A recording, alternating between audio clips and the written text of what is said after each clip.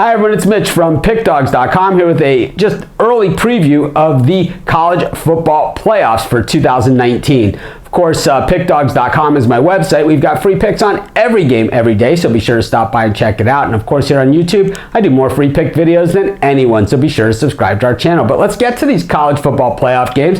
Let's go over, each of the two games and talk a little bit about the participants. The first one, the number one ranked team in the country, LSU, taking on Oklahoma. There was some controversy going into this one. Who was going to be the number one ranked team? Was it going to be undefeated Ohio State, or was it going to be undefeated LSU? I think when you expand the rankings out to the top 25 and you look at Ohio State's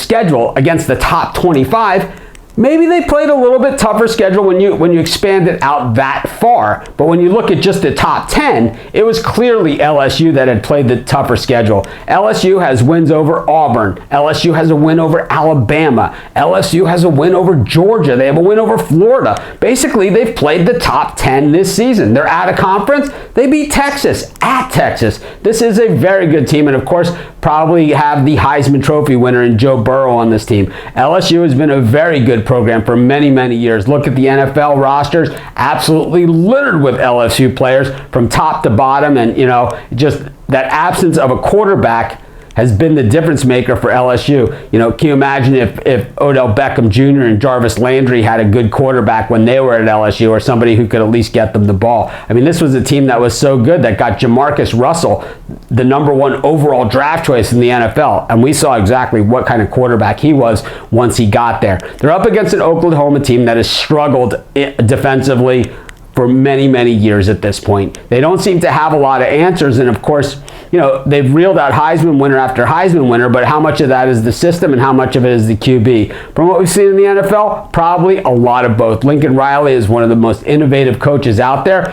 Hey, like Mike Gundy said, maybe he does run a wishbone out of a spread set. Maybe that is what he does, but I'll tell you, he does it better than anybody else, and he's got a quarterback that can run that style of offense. What we saw from Jalen Hurts was at Alabama was when he tried to stretch the field with his arm, that's where he had troubles. But at Oklahoma, he has an offense where he can take off with the ball a lot more often, and he has a lot of help. And normally when he does throw the ball downfield, his wide receivers are pretty open, and that's the type of things that he's had. I don't think he's going to have that luxury against LSU, and I think he is going to also have trouble running the football against that speedy LSU defense. LSU has a secondary that can cover in man coverage against just about anybody out there. It's going to free up some of those linebackers and safeties to protect against the run and to spy on Hurts. I think Oklahoma's in some trouble in this game, as I don't think their defense is going to be able to stop the LSU running game, and then they're not going to be able to stop the LSU passing game.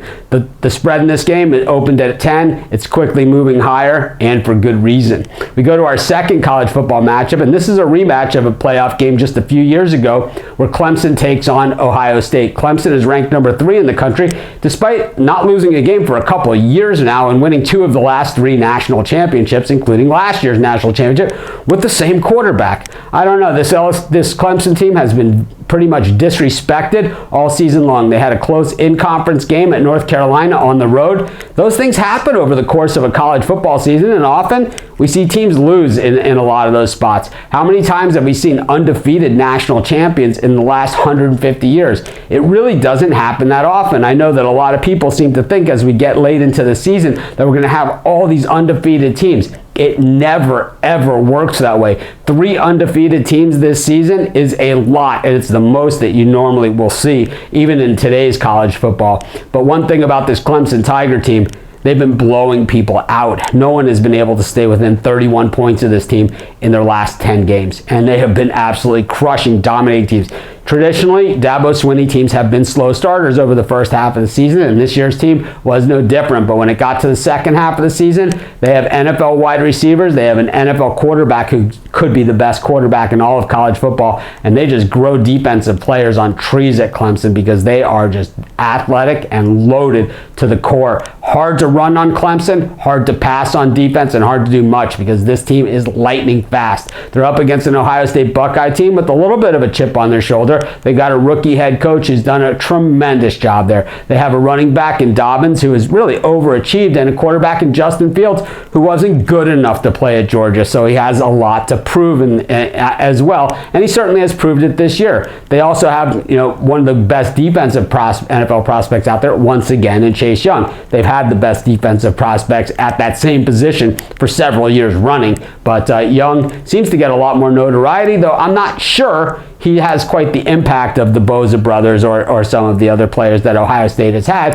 especially that we see these Ohio State secondary players, year after year after year in the NFL. I mean, I think the entire New Orleans Saints secondary is all Ohio State at this point, or very close to it. And I think, we see Ohio State secondary guys all over the NFL. Generally, linebacker is the area where you don't see a ton of Ohio State guys in the NFL.